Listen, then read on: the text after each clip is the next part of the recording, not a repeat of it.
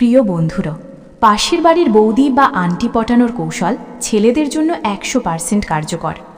এটা ঠিক যে যুবক বয়সের ছেলেদের অল্প বয়সী মেয়েদের তুলনায় একটু বেশি বয়সী মহিলাদের প্রতি বেশি আগ্রহ থাকে, কারণ তাদের দেহে তখন পরিপূর্ণতা থাকে।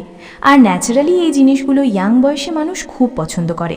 আর এই বয়সে যেসব মহিলারা তাদের ফিটনেসটা একটু ধরে রেখেছে, তাদের কথা আর নাই বা বললাম, রীতিমতো তুফান বয়ে যায় তাদের অন্তরে।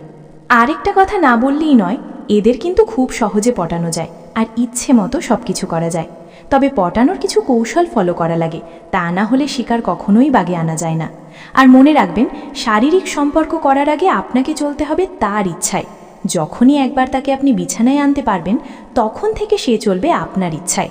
সে আপনার যত অনুগত থাকবে, আপনার নিজের বউও আপনার এত অনুগত থাকবে না। আপনি তার চিন্তার জগতে স্থান করে নেবেন নিজে থেকেই, আর কিছু করা লাগবে না। যার সাথে আপনি এই সম্পর্ক করতে চাইছেন, তার উইক পয়েন্টগুলো খুঁজে বের করুন সবার আগে।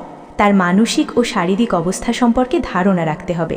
আপনাকে কখনোই তার সামনে খুব চালাক বা বোকা সাজার দরকার নেই, নর্মাল থাকবেন। তাকে আপনি অনেক সময় দেবেন, তার কথাগুলো মনোযোগ দিয়ে শুনবেন, এমন একটা ভাব করবেন তার সামনে, আর অবশ্যই তাকে খুব টেক কেয়ার করবেন। আস্তে আস্তে তার মনে খুব শক্ত একটা অবস্থান করে নিতে হবে আপনার। সব কাজেই যেন আপনাকে সে বিশ্বাস করতে পারে। তাকে নিয়ে কোথাও ঘুরতে যাবেন, আপনি আগে থেকে কিছু বলে ফেলবেন না। তার মনটা যখন খুব খারাপ থাকবে, তখন অফারটা করবেন, দেখবেন না করতে পারবে না।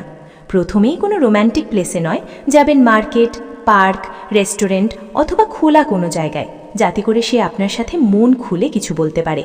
তারপর সম্পর্কের কিছুটা গভীরতা এলে তাকে মুভি দেখাতে নিয়ে যাবেন, লং ড্রাইভে বা নাইট পার্টিতে এমন কোথাও যাবেন যেখানে সে অনেকটা সময় আপনাকে একা পায়।